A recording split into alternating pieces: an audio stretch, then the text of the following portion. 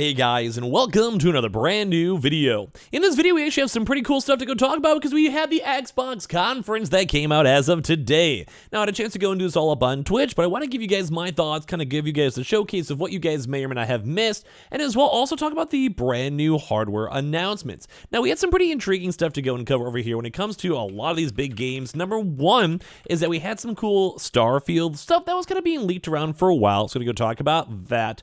But as well, we also had some kind of cool gaming news too. We have a brand new Xbox console, very interestingly enough, and as well, we're just gonna go and talk about just a bunch of cool stuff. So let's go talk about it. If you guys actually did go and see the conference though yourselves, please give me your thoughts and comments down below, mainly just because I don't know, I kind of liked that. That was actually a pretty good vibe over here. And of course, make sure you guys are subscribed, notifications on Twitter and Twitch from down below the follow, and of course, the Amazon links too, and let's dive into the video. So very first and foremost, I think some of the bigger news and announcements over here is there actually is a brand new console. So in case you guys missed it, there's a brand new Xbox Series S Black Console Edition, which is actually surprisingly at a somewhat higher price point. Now, my kind of quick initial thoughts on this is that I'm not really too happy with this. They did go bump up the actual storage, which is good. But also, I also do like the black vibe. I think aesthetically looks really nice. But as well, it is $350. One big kind of thing I'm intrigued on / worried about is that a lot of folks are still stating that the Xbox Series S has been a little bit more on the outdated side / would be more on the outdated side.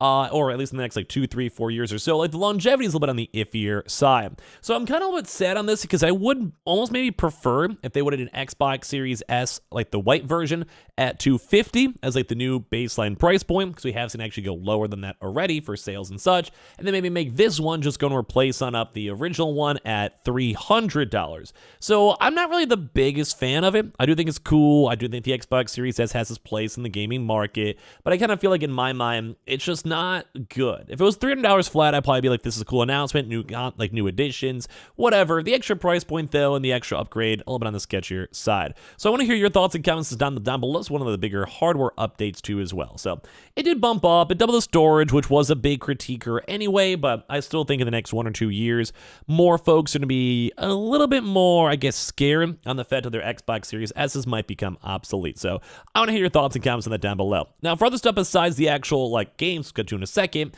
there also was a brand new headset, which I think looks kind of cool. There's also a brand new controller too as well for the Starfield. So just in case you guys want that, there is that nice little custom controller. You guys can get that on up, or this headset. I probably will not be getting the headset itself. It doesn't seem horrible, but I'm more of like, I like more of my like Sennheisers or, I don't know.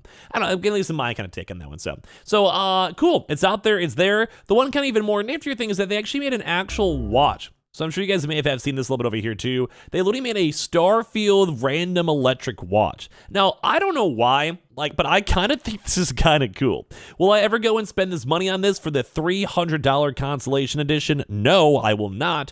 In any capacity, but I do want to say the watch is pretty cool. But like I said, I would not spend all the money on this one. So in case you guys are curious, they have the random watch, constellation patches, the watch case, they have a steelbook display case, the game download itself, and all this is a little bit more on the expensive side. So yeah, I don't know. The controller's $80, the headset was $125, and the trailer's kind of cool. And the gameplay did look nice, and I am still a bit kind of curious in your thoughts on Starfield or not. Now, in case you guys actually want to go through the actual games themselves, there was some kind of intriguing things. Like, I just want to use some of these as a reference over here. They had this really cool kind of spooky, like, oil rig horror game. Now, this one looked kind of nifty. Kind of give you some run-throughs on this one.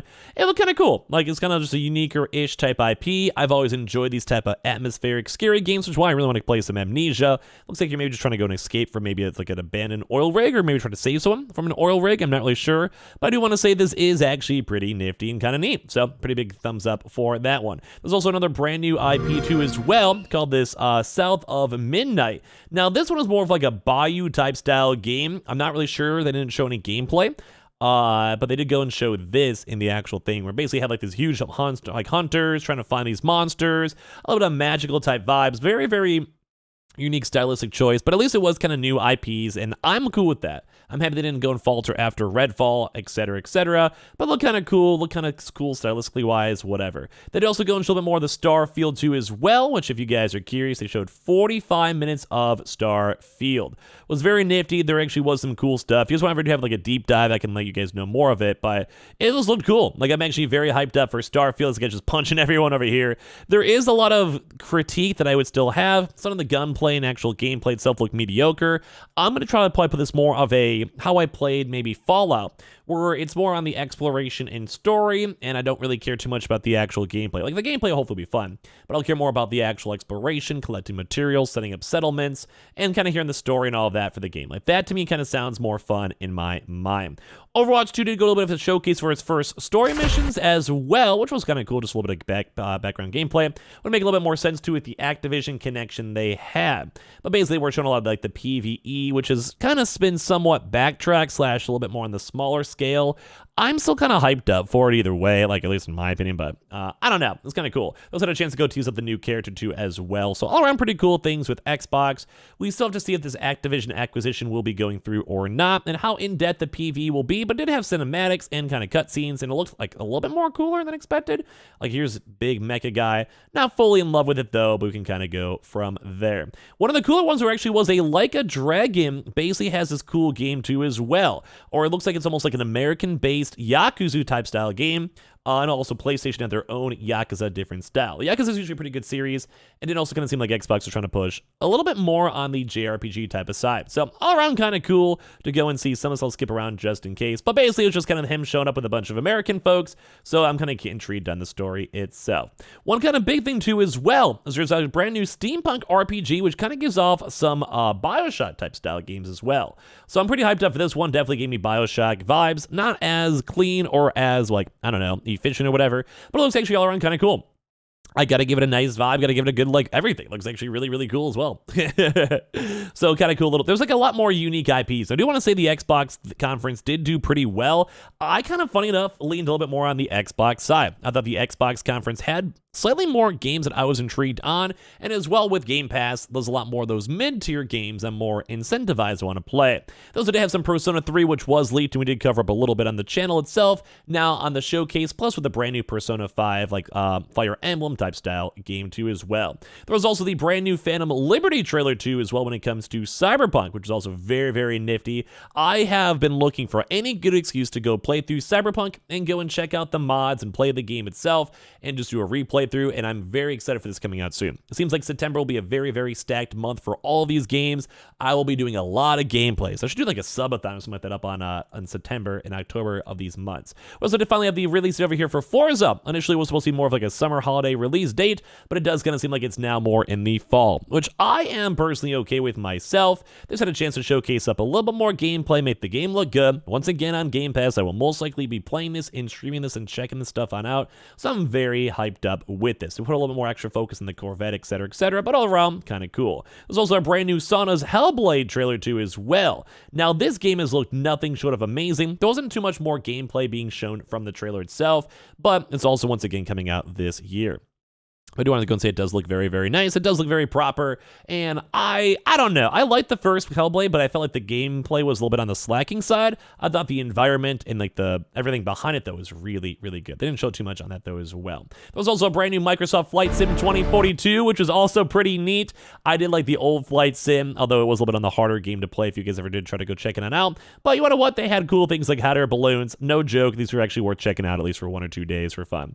VOD, which was actually a very big game too as well. Finally to get a proper trailer. I think more of an RPG type style game. I actually almost thought it was like a weird Skyrim or even like a remake or something in all honesty until I saw this little fishy boyo. But everyone who likes the RPGs, they are eaten from this Xbox conference. And as well, I mean, I thought it was pretty good. Like, I really thought the conference overall was like a 8 out of 10. A lot of these games are games I'm looking forward to. No major big heavy hitters like a Halo or Gears of War, but Fable was up there pretty good. Same with Starfield. Like, I can't complain.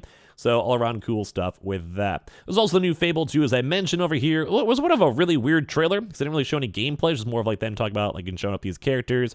The character looked really strange though. There was also the brand new Star Wars Outlaws. I thought this game looked dope, although we just had Jedi Survivor, so I'm not really sure how much I'm going to like or dislike this in general. But I do want to say the Star Wars game was kind of cool. Looked more clean, didn't really have any big name like characters in it, but it seems more of like the Outlander, trying to make new side IPs, etc., as well. So there was a kind of a cool like a few other little small things tied on in, but these are probably the biggest ones.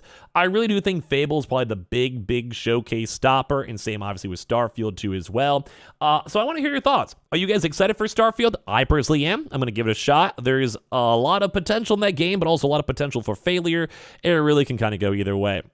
But I'm also very excited for Fable, and overall just kind of seem like there's some cool new IPs mixed on in. Brand new hardware is also kind of cool. We'll never spend $300 on a watch, but at the same time, I think it's kind of neat. So give me your thoughts and comments down below. Make sure you guys are subscribed with the notifications on. I appreciate y'all so much for watching. Make sure you guys check out the Amazon links and all that good stuff too, and subscribe and give me your thoughts and comments down below. And let me know if you guys won, or if you guys think Xbox won the showcase.